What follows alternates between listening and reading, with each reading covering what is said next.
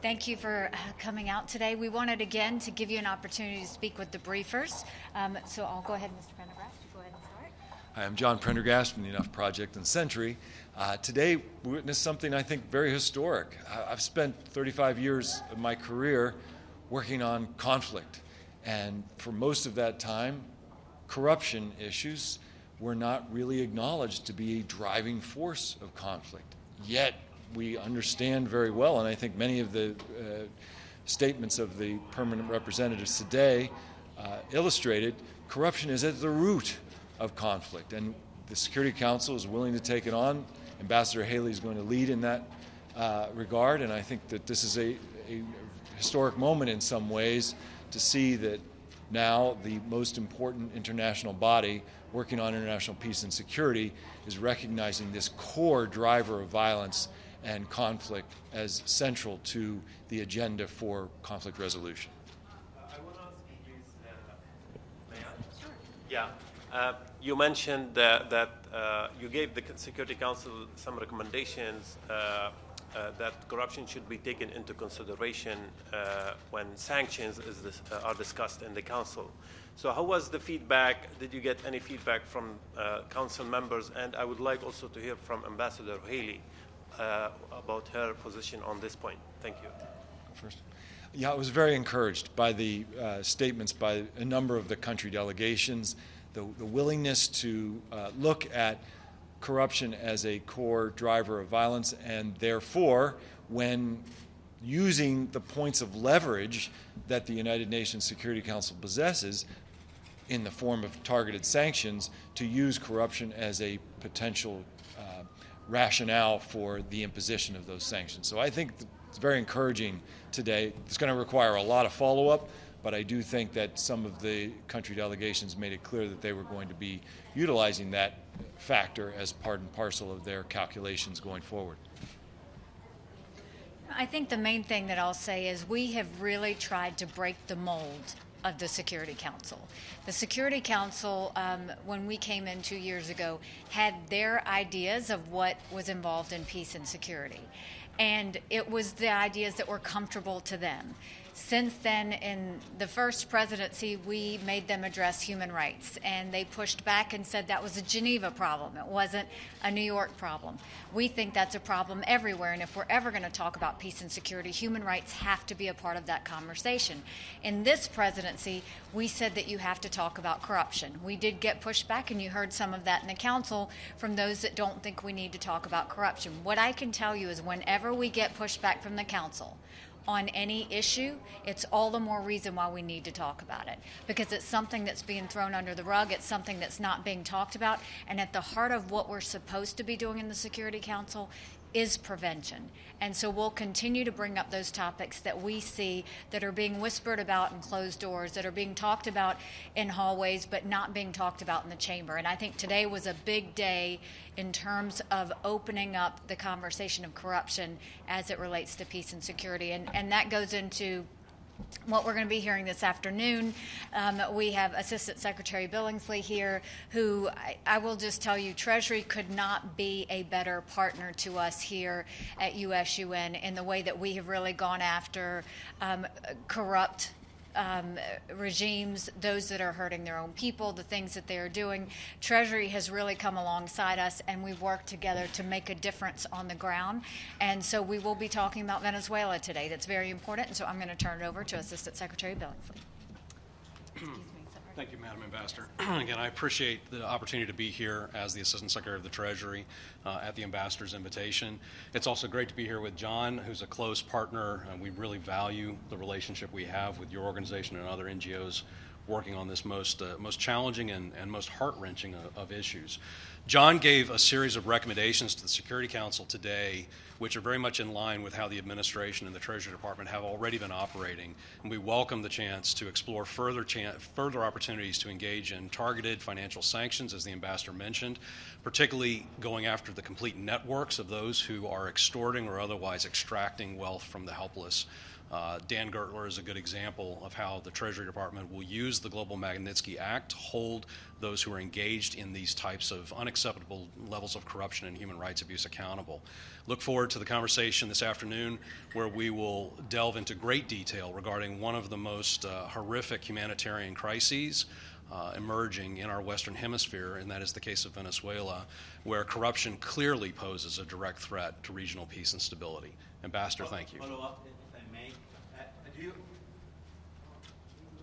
Ambassador Haley, on Venezuela, this weekend there were reports of meetings between U.S. officials and some people in the military in Venezuela to discuss plans to overthrow President Maduro. Were you aware of these, and do you have any comment on this type of plans? It's not anything we're acknowledging. I mean, it's no surprise. Venezuela is going to continue to talk about as many things as they can to distract from what's happening on the ground. What we know is that over 1 million Venezuelans have left the border and continue to every single day, and we're going to continue to highlight the human rights abuses. We're going to continue to highlight the corruption that's happening in Venezuela, and we're going to continue to highlight how Maduro is at the core of this. He can distract in any way that he wants, but we are full speed ahead on standing strongly with the Venezuelan people. We'll continue to do that.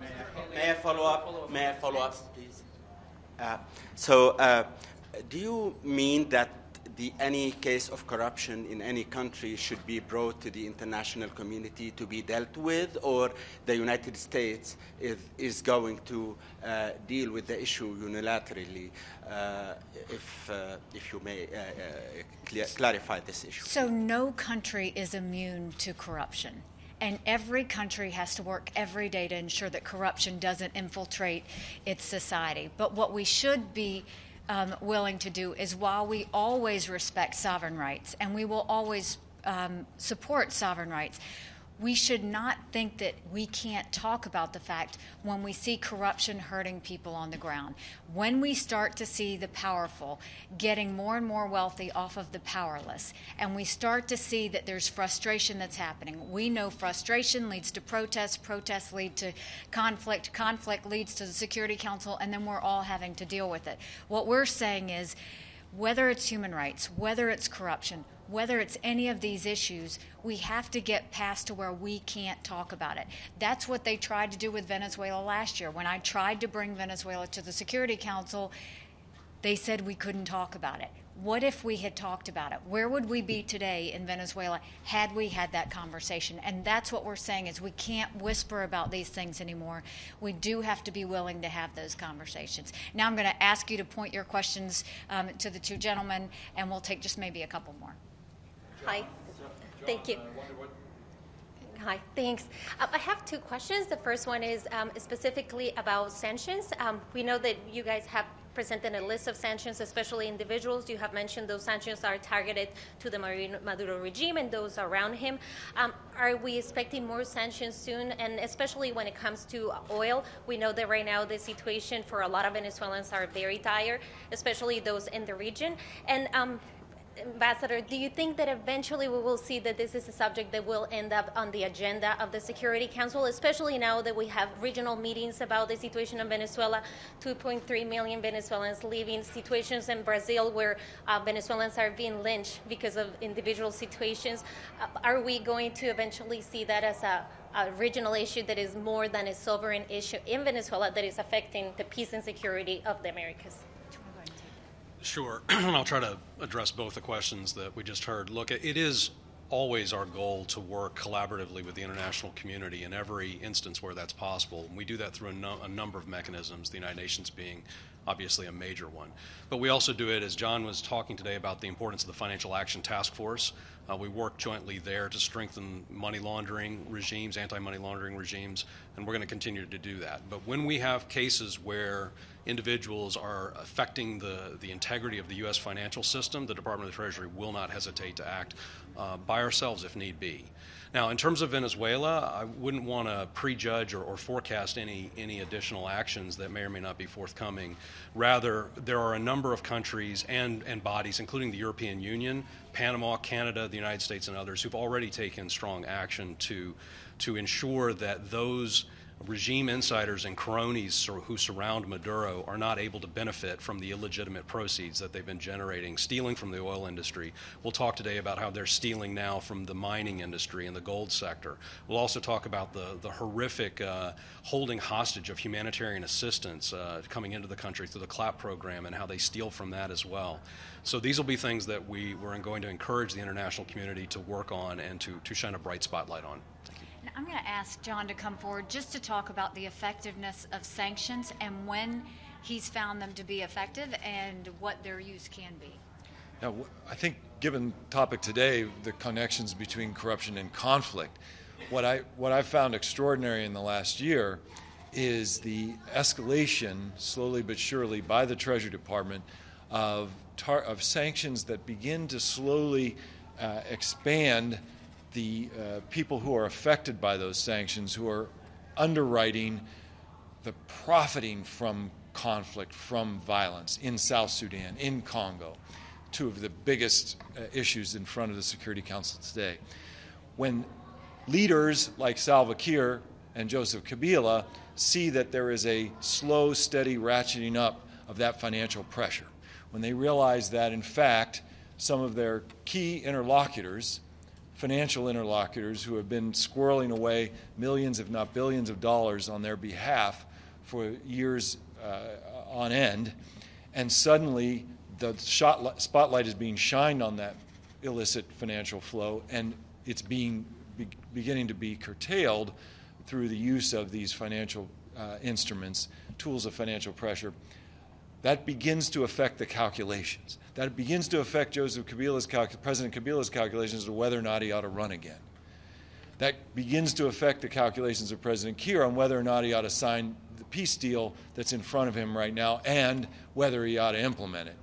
So steadily increasing that net that begins to go around all this illicit activity is one of the primary, if not the primary, points of leverage that the international community, the United Nations Security Council and its member states, as well as all the member states in the General Assembly, can undertake in order to support peace, to support human rights, and support good governance. The connection between well-implemented and expanding and accelerated targeted sanctions against networks and the shifting of the calculations of leaders on the ground who have benefited for years, if not decades, from wholesale theft of the natural resources of their country. The connection between those two things, to me, is very direct.